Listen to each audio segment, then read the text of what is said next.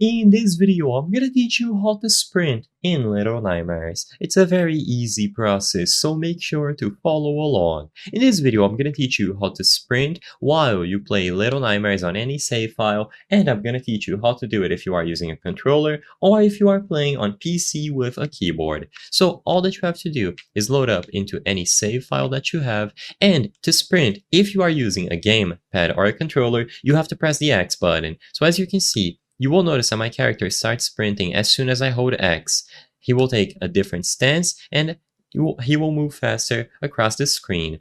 So this is the difference. Right now I'm walking and then I'm gonna press X and hold X and my character will start sprinting. If I let go of X, the sprinting stops. And like I said, this is also going to work for PC. So if you are playing on PC using WASD, all that you have to do is press and hold Shift, and immediately upon pressing and holding Shift, you will start running.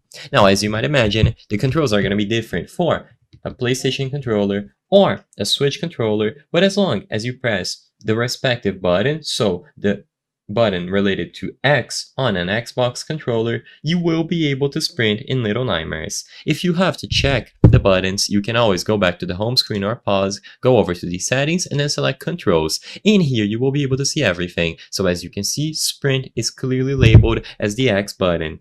This button might be square on a PlayStation controller, so you can try that, and for Switch this is also going to differ, but you should try the button at the left first.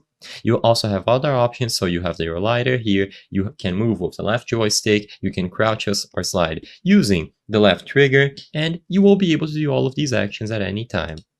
If you go back, you can also go into the keyboard options and you will find sprint here.